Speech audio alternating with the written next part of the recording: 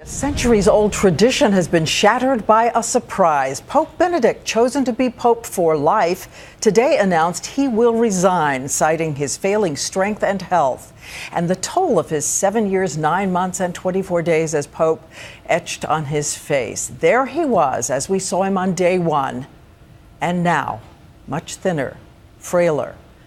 This is uncharted territory for 1 billion Catholics around the world. No pope has resigned in 598 years, and it's happening just 48 hours before the holy season of Lent begins. ABC's Jeffrey Kaufman is in Rome with what we think happened. Jeffrey.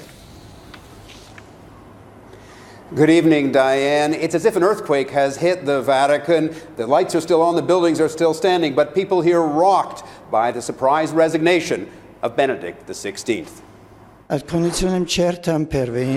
It began as a routine Vatican ceremony, but the Pope's announcement in Latin was anything but routine. I've come to the certainty that my strengths due to an advanced age are no longer suited to an adequate exercise of the papal ministry. With that, for the first time in 600 years, a Pope is resigning.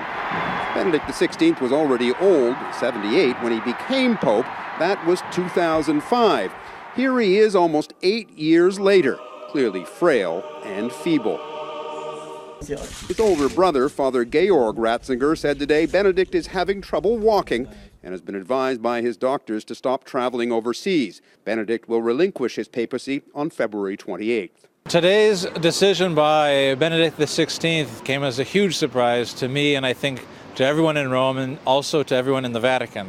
As a cardinal, Joseph Ratzinger was known as John Paul II's enforcer of religious doctrine. He did not like answering questions.